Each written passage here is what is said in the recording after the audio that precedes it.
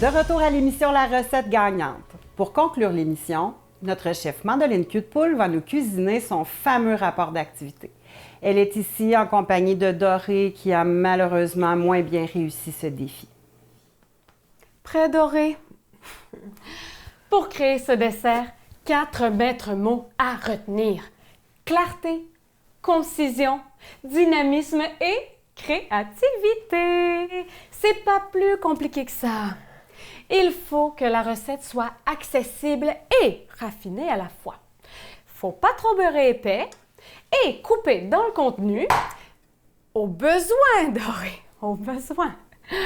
Mais en même temps, elle doit être réfléchie pour créer un équilibre parfait avec la mission de votre restaurant communautaire. Il faut penser aux personnes qui la goûteront. Elles doivent comprendre rapidement et de façon imagée ce que nous tentons de leur transmettre. Après tout, c'est pour elles que nous cuisinons, n'est-ce pas? Si on fait ça pour autre chose que pour notre restaurant et les personnes qui le composent, c'est louche. C'est louche. Premièrement, il est primordial de bien planifier sa recette.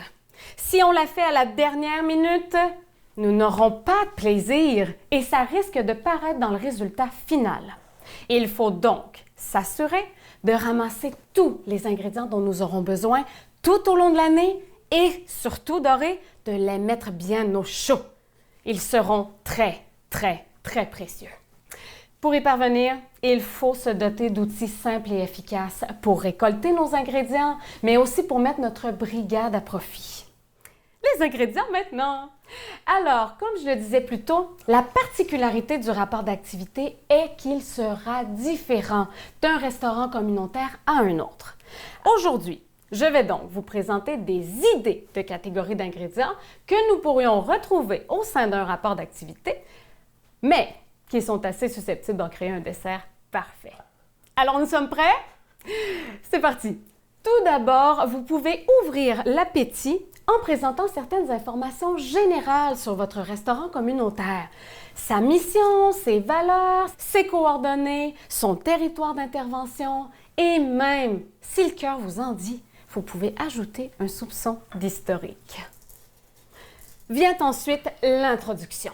L'introduction avec le mot de la présidence ou du conseil d'administration, généralement suivi du mot de la coordination ou de l'équipe de travail. Ici, l'objectif, c'est de résumer la dernière année dans son ensemble.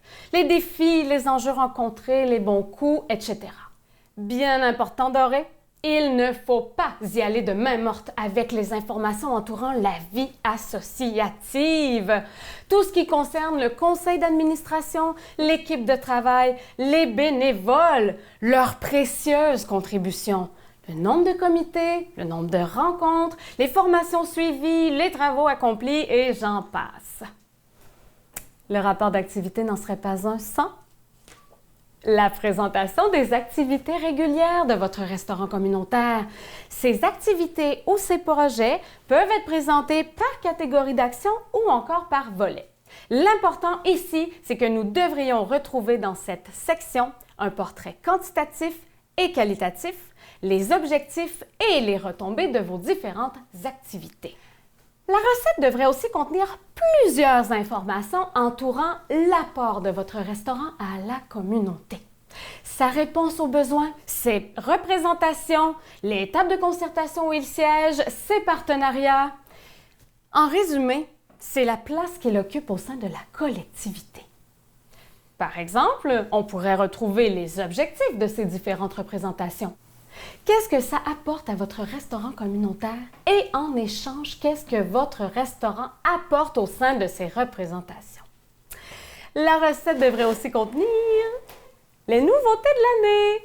Alors, tout ce qui touche les nouvelles implications, les nouveaux services, les projets ponctuels et j'en passe. Finalement, Doré, la cerise sur le sundae. La recette devrait être égayée de témoignages. On peut retrouver des images et des photos.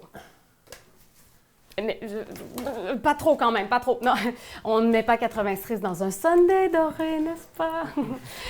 Alors voilà, on prend le tout, on met au four durant une bonne année, je dirais. Et on ressort notre beau résultat. Wow! Pour faire déguster à nos membres lors de l'Assemblée générale annuelle. Merci beaucoup, Mandoline et Doré, pour ce magnifique dessert. Après la pause, nous connaîtrons enfin le gagnant ou la gagnante de cette finale endiablée qui se méritera, on le rappelle, un accompagnement en planification stratégique avec le Centre de formation communautaire de la Mauricie. C'est à ne pas manquer! Nos juges ont délibéré pendant la pause. Voici leur verdict. C'est formidable!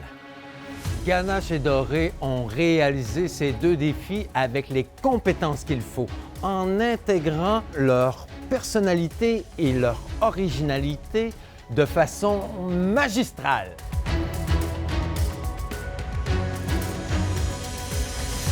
Nous avons décidé, et c'est une grande première dans l'histoire de l'émission La recette gagnante, de nommer une grande gagnante et un grand gagnant. C'est l'égalité! Oh! Oh, mais quel revirement! Félicitations à Doré et Ganache!